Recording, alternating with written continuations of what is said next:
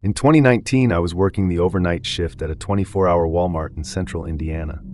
I was 22, fresh out of a failed semester in college, and trying to get back on my feet. The night crew was small, just 5 of us, including our supervisor, Jeff. I usually handled home goods or dry grocery. Overnight shifts were usually uneventful. Most of the time, the store was empty after 1:30 a.m. We'd get the occasional late-night shopper. People on road trips, graveyard shift nurses, or just your run-of-the-mill insomniacs. Most came in, got what they needed, and left. But one night in December, something happened that stuck with me. It was a little after 2:30 a.m. The store was dead quiet. I was working on refacing products in the bath section. Towels, shower curtains, small storage bins. The aisle had no other workers in it, and I hadn't seen any customers in at least 45 minutes. Then, out of the corner of my eye, I saw someone walk past the far end of the aisle. Just a glimpse, dark hoodie, tall, maybe male. I couldn't see the face.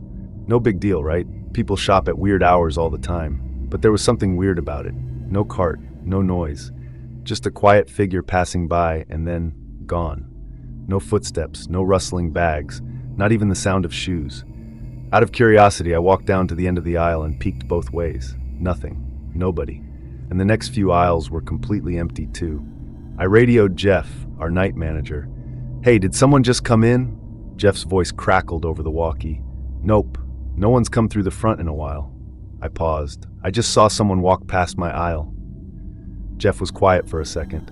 Then he said, "All right, hang tight. I'm checking the cameras." A few minutes later, Jeff called me to the back office. He looked spooked. He showed me the security feed from about 5 minutes earlier. Camera 14, it was aimed down the aisle I was working in.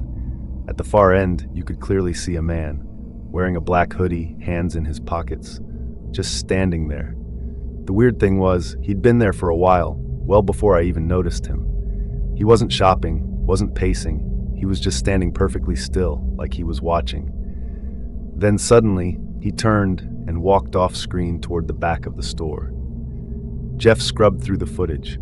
We tracked the guy through the cameras as best we could. He headed straight toward the employee-only area, the stockroom and receiving dock. Someone had apparently left the access door slightly propped open while bringing in a cart. We watched as the man slipped through the door, unnoticed. For the next 20 minutes, he wandered through our back rooms.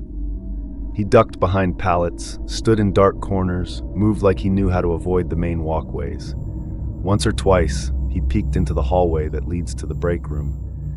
The thing is, the back area is huge. We could have walked right past him and never known. Jeff called the police. In the meantime, we locked the front doors and made a quiet sweep of the building. No announcements. We didn't want to panic anyone. When we got to the back area, we didn't find him. But we did find a backpack, tucked behind a tower of boxes. Inside were 2 phones, both cheap burners, a pocket knife, gloves, an empty pack of cigarettes, and a worn-out Walmart vest. The kind we used a few years ago. Faded, old. It looked like something an ex-employee might have kept. There was no ID in the bag, no receipt, no name tag, just a few loose bills and a pack of gum. The cops arrived about 15 minutes later. We showed them the footage, gave them the backpack, and helped them search the store and surrounding lot. But the guy was gone. Here's the part that still messes with me. We went back and checked the camera that faces the front entrance. He comes in, clear as day, walks in like a regular customer, but he never leaves. The police thought he may have slipped out during the initial sweep before they got there, but no other doors showed him exiting. No loading dock opened, no emergency exit alarm went off, and unless he pried open a locked door and relocked it behind him, there's no record of how he got out. We looked at the footage again, zoomed in on his face. It was hard to make out in the low-res black and white feed, but something about it felt off, like the expression never changed. No emotion, no blinking, just this blank, flat look. We never found out who he was. But a week later, one of the newer hires, a guy named Eli, quit after he claimed someone followed him home after work. Said he saw a tall man in a hoodie standing across the street from his house around 4 a.m., just staring at his front door. He never came back. After that, Jeff made it policy to check all exits and security doors personally every night. We stopped propping open the back door, even for a minute. I stayed at that job for 6 more months. Never saw that man again. But to this day, I don't leave the break room without checking both ways. Because now I know. Sometimes people don't come into Walmart to shop. Sometimes they come in to hide.